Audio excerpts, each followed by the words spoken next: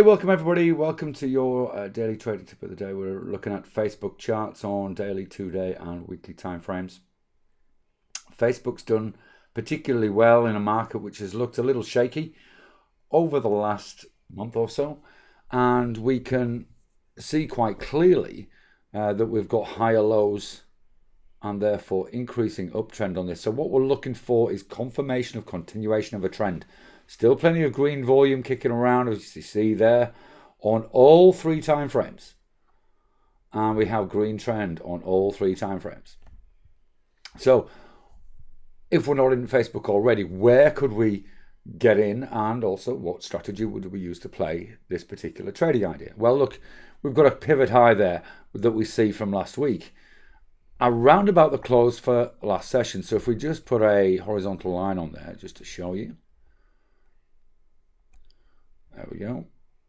And you'll see it just closed below that. So we haven't had a close above that pivot high all week, even though we've had these really higher lows over the last 4 sessions. So we are potentially ramping up for a breakthrough of that particular level around about 112.60. And as we've said, the other thing we need to consider is which strategy may be the most appropriate to play this particular trading idea that Facebook may have more upside. Well, look, first thing to say is, of course, we've got a bigger pivot high at 118 there. So that gives us some clues. Secondly, of course, we do have a market which just looks as though it may be running out a little bit of steam at this stage during the week. Oil's looking a little shaky. We have got a long weekend ahead.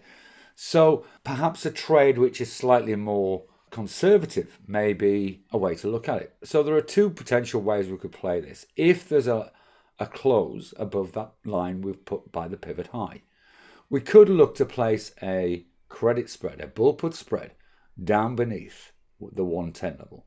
That looks where there may be some support. We've got a pivot there just above 110. You'll see we've had 2 tests over the last 6 trading days. So a 110, 109 with a couple of weeks to expiry as a bull put spread would be one way to play this. The other way would, of course, be to play the potential that it may go up and touch 118 again, in which case looking towards a bull call spread with a little longer to expiry, perhaps looking towards an April if you're feeling quite aggressively bullish, or maybe a May, 117, 118 bull call spread, with the idea that if it gets up anywhere near that level and then starts to flag a little, we'll rip it off and take whatever profits in it. So those are the two potential ways to play this.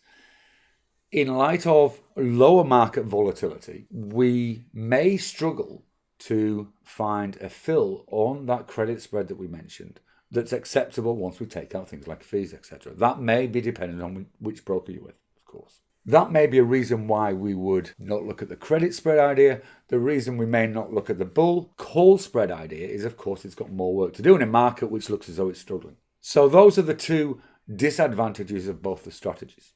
I trust that's been useful and interesting. It gives you something to have a look at for today. And we'll see you again after the long weekend. Bye-bye for now.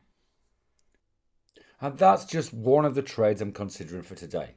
So before we go, if you'd like to see everything I'm considering and see the trades I'm really taking, why not take a trial to my Options Elite alert and training service?